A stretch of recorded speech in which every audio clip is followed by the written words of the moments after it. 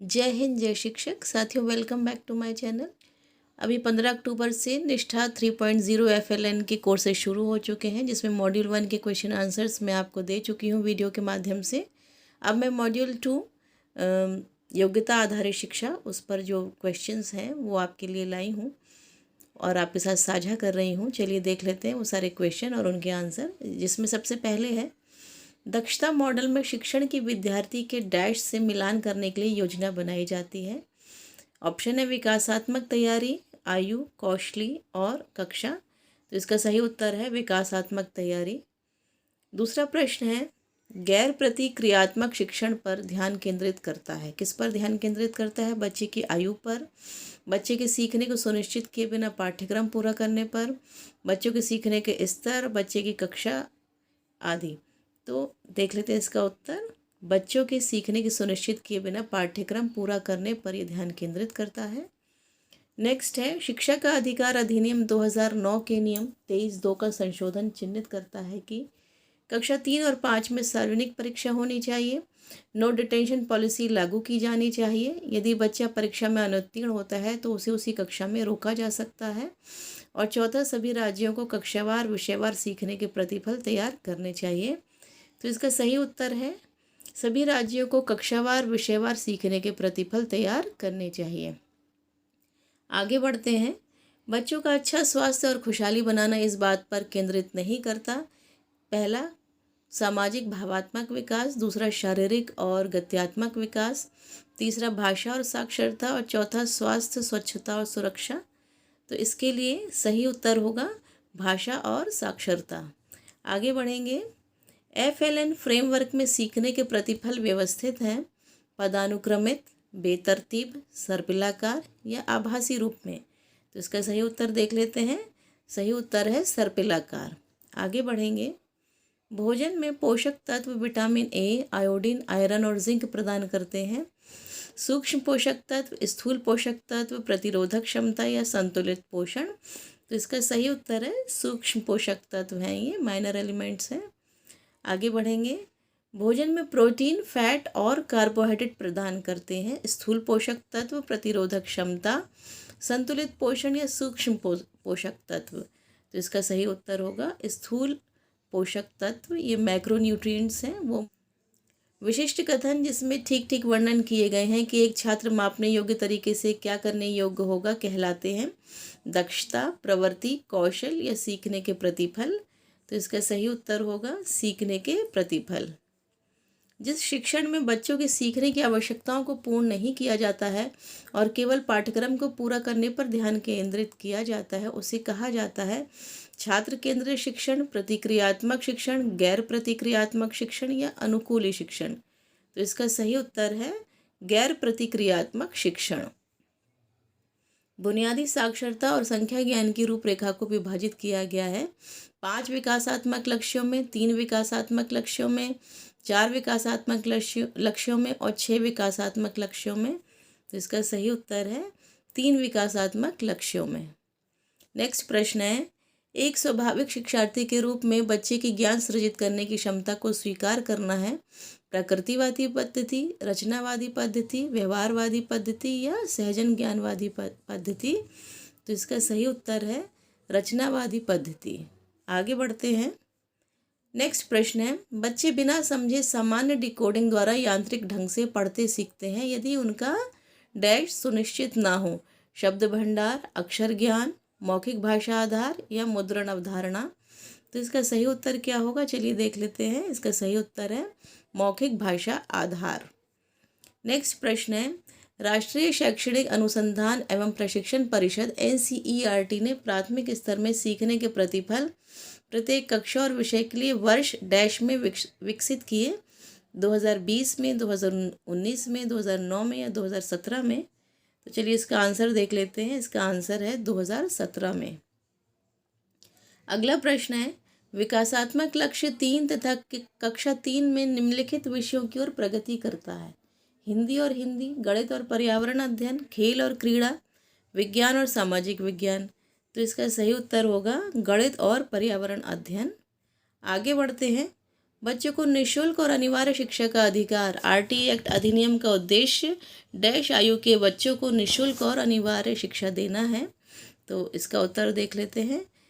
6 से 14 वर्ष के बच्चों को निःशुल्क और अनिवार्य शिक्षा देना है। नेक्स्ट है, सीखने के प्रतिफल एक विशेष कक्षा और विषय के लिए प्रतिचित्रित करते हैं। पाठ्य पुस्तकों को, प्रयोगों को, पाठ्यचर्या को कि पाठों को। तो इसका सही उत्तर है पाठ्यचर्याओं को। आगे बढ़ेंगे। बच्चों को निःशुल्क और अनिवार्य शिक्षा का अधिनियम किस वर्ष पास हुआ था? 1986, 1992, 2009 या 2010?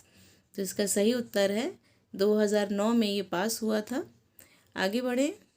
नेक्स्ट प्रश्न है, प्रारंभिक बाल्यावस्था सामाजिक और भावात्मक कौशल, जिन्हें डैश भी कहा जाता है, सीखने के लिए विकास की महत्वपूर्ण अवधि है। सामाजिक स्वास्थ्य, शारीरिक स्वास्थ्य, अंतर्वैयक्तिक कौशल या मानसिक स्वास्थ्य? तो इसका सही उत्तर होगा मानसिक स्वास्थ्य। आगे बढ़ते हैं, अगले प्रश्न पे चलते हैं। एक दैनिक चर्या में बच्चे के समग्र विकास के लिए 3 विकासात्मक लक्ष्यों को संबोधित किया जाना चाहिए। पहला अकेले में, दूसरा पदानुक्रम में, तीसरा बेतरतीब ढंग में और चौथा एक एकीकृत तरीके में। तो इसका सही उत्तर होगा एक एकीकृत तरीके में। आगे बढ़ेंगे। लक्ष्यों को डैश के द्वारा FLN मिशन की प्रगति की निगरानी करने के रूप में परिभाषित किया गया है। राज्य पदाधिकारियों, शिक्षकों, विद्यार्थी, अभिभावकों? तो इसका सही उत्तर होगा लक्ष्यों को राज्य पदाधिकारियों द्वारा FLN मिशन की प्रगति की निगरानी करने के रूप में परिभाषित किया गया है, यानी कि ऑप्शन नंबर 1। नेक्स्ट प्रश्न देखते हैं।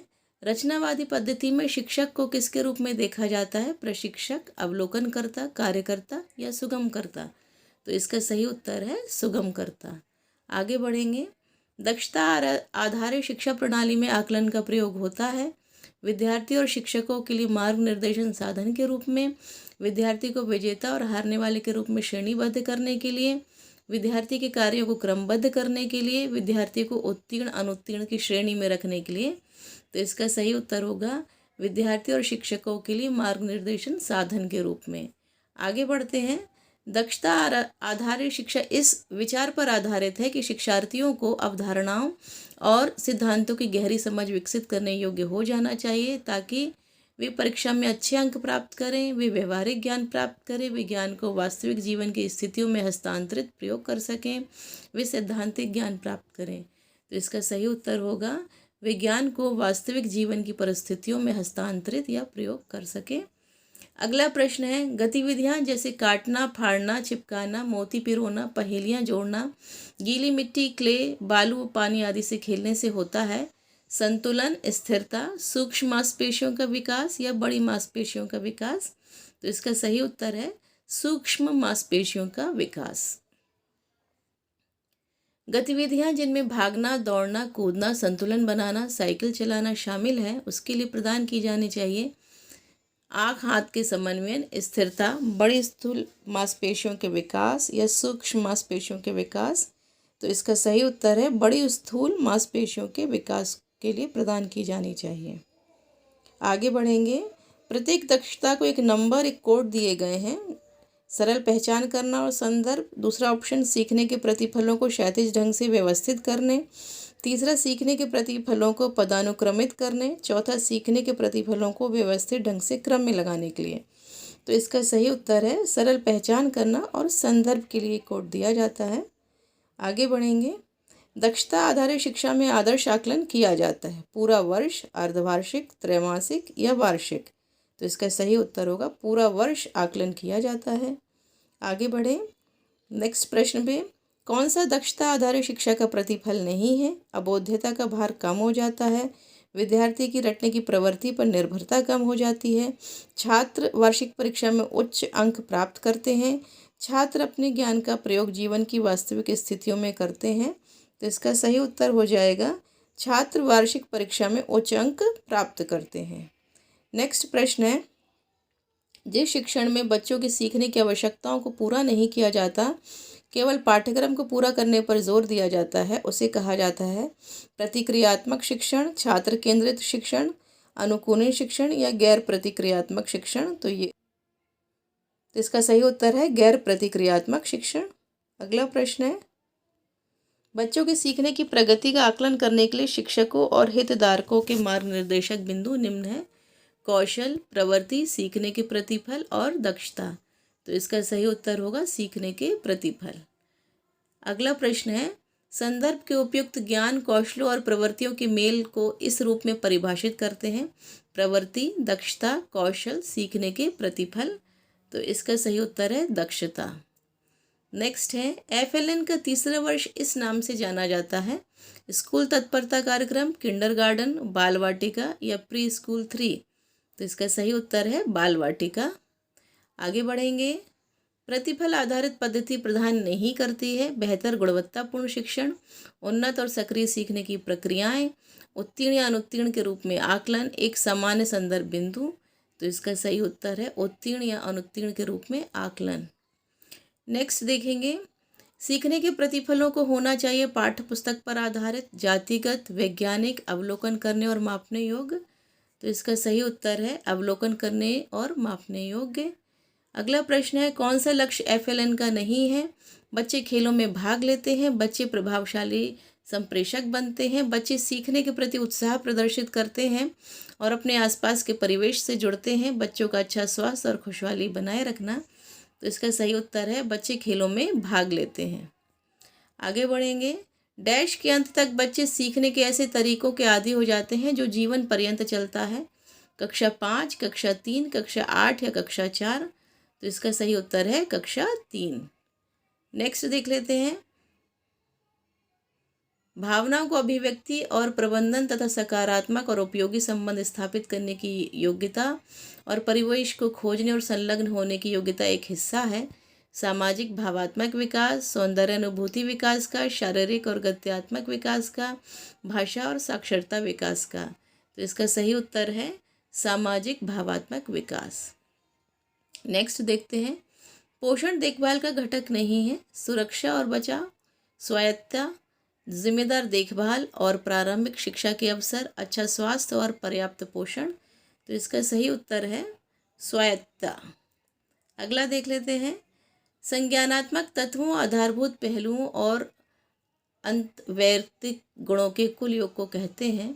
सीखने के प्रतिफल, कौशल, दक्षता और प्रवृत्ति। तो इसका सही उत्तर हो जाएगा दक्षता। एक स्वाभाविक शिक्षार्थी के रूप में बच्चे की ज्ञान सृजित करने की क्षमता को स्वीकार करना है। रचनावादी पद्धति, प्रकृतिवादी पद्धति, सहजन ज्ञानवादी पद्धति, व्यवहारवादी पद्धति। तो इसका सही उत्तर है रचनावादी पद्धति। अब देख लेते हैं, पूरे 20 क्वेश्चन कर लिए हैं। चलिए देखिए, पूरे 20 के 20 क्वेश्चन हमने अटेम्प्ट कर लिए हैं। अब इसे सबमिट कर देते हैं। देखिए स्कोर आप देख सकते हैं, पूरा 20 में से 20 आया है।